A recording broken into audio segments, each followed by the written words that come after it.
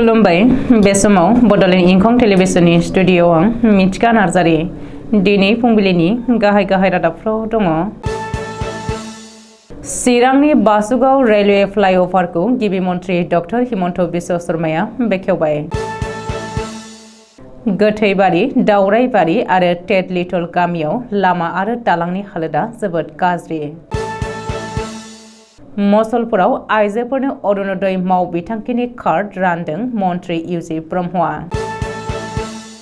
सोनाब सानजारि दखरा इउबिपिअनि खुंगा थामथि 2 बोसोरारि जथुम्माखौ गाजा गोमजायै खुंफुंदों। ब्रह्मपुत्र मेलाव आसामनि सा 7 हिन्जावसाफोरा बिस मोनजानानै बेहुस जादों। गुवाहाटीआव गोबां बिबांनि गान्जा हमदों पुलिसआ। दानिया फैदोनि आबुं रादाबाव।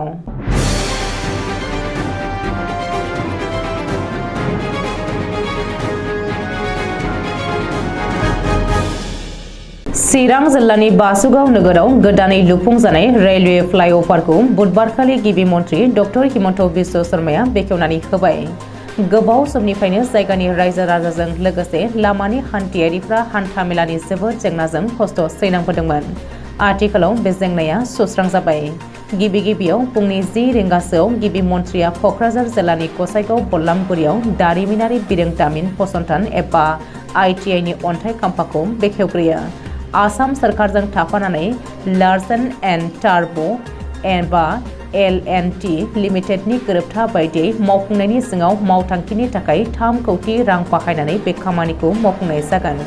बे बेखेवनाय हाबाफारियाव माननि आलासि नुजाथिदोंमोन फारियै BTCनि CEM प्रमद बर', मन्थ्रि अशोक सिंहाल, रायजो सभानि MP रोनगोरा नार्जारि, EM उइलसन हाजदा, MLA जयन्त बसुमतारी, मन्थ्रि उरखावगोरा ब्रह्म, मन्थ्रि जयन्त मल्ल बरुवा, EM रेवरेवा नार्जारि, EM उकिल मुसाहारि, MLA अजय कुमार राय बिथांमोनहा।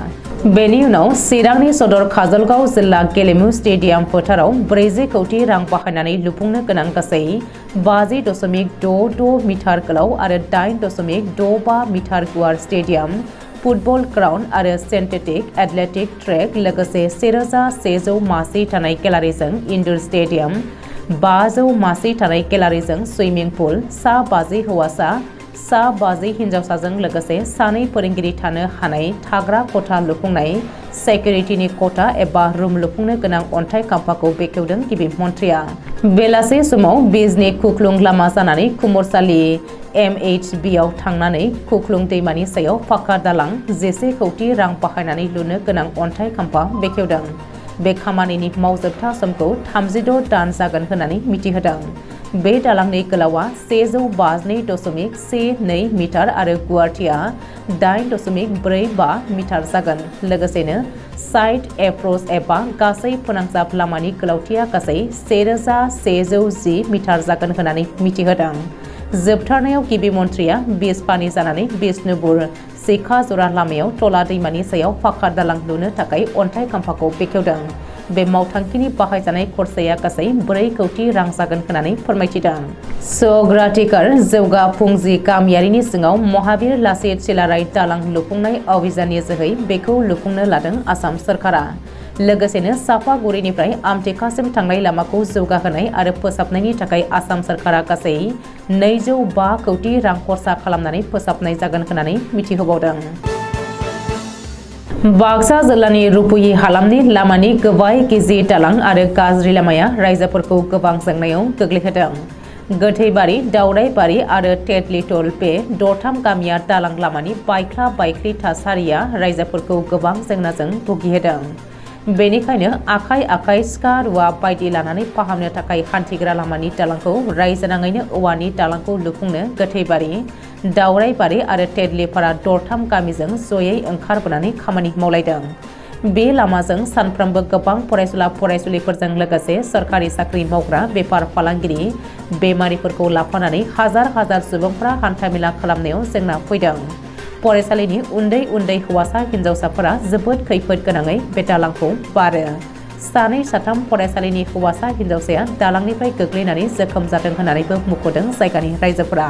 बेनिखायनो BPF दोलोनि 21 नं सालबारि बियाबनि MCLA जय मुसाहारिया औवानि दालांखौ लुफुंनायाव फैनानै रायजोफोरखौ हेफाजाब होफैदों।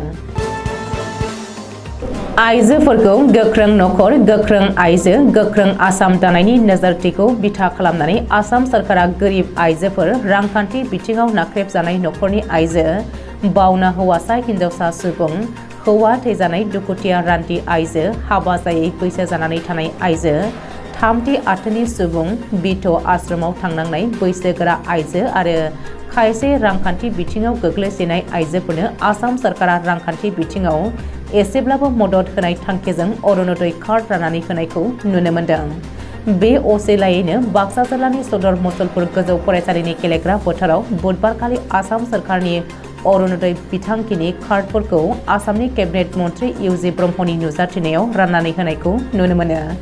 आसामनि गासै 27.6 लाख आइजोफोरनो बे अरुणोदय कार्डखौ होनाय बायदिनो बाक्सा जिल्लायावबो गासै सा 14,000 आइजोफोरनो होनाय जागोन होननानै फोरमायदों मन्त्रि इउजि ब्रह्मआ। बे हाबाफारियाव मावफुं सोद्रोमा राकेश ब्रह्म, बाक्सा जिल्लानि जिल्ला बेंगिरि मासान्दा मेगदालेन पार्टिन, कक्लाबारि बियाबनि MCLA मन्टु बर' आरो गोबां सोरखारि मावख'गिरिफोरखौबो बाहागो लानायखौ नुनो मोनदों। धेमाजि जिल्लानि सिङाव थानाय सिमेन्ट सापरि समखं तिनिआलियाव थानाय रंग मन्चआव सोनाब सानजारि दख'रा खौसेथि बर' सुबुं आफादनि खुंगा 3थि 2 बोसोरारि जथुम्माखौ बुधबारखालि सानसेनि मेहेरगोनां हाबाफारिजों गाजा गोमजायै खुंफुंनाय जायो। सानसेनि हाबाफारि बायदियै फुंबिलि समाव जायगा फोसाबनाय, आफादनि फिरफिला बिरहोनाय, मुंख्लंफोरनो बिबार बावनाय, थान्दै मेल जथुमनाय आरो गेवलां मेल लानाय जादों। बे हाबाफारिनि गेवलां मेलखौ बेखेवनानै होयो BKWSनि CEM मिहिनेश्वर बसुमतारी बिथाङा। गेवलां मेलाव गाहाय आलासि महरै बाहागो लादों खौसेथि बर' सुबुं आफादनि आफादगिरि मुस्रि मनरन्जन बसुमतारी। थांखिजानाय बुंथिगिरि महरै बाहागो लादोंमोन धेमाजि जिल्ला UBPनि आफादगिरि रातिराम बसुमतारी आरो धेमाजि जिल्ला परिषदनि सोद्रोमा सुभारानी बसुमतारीया।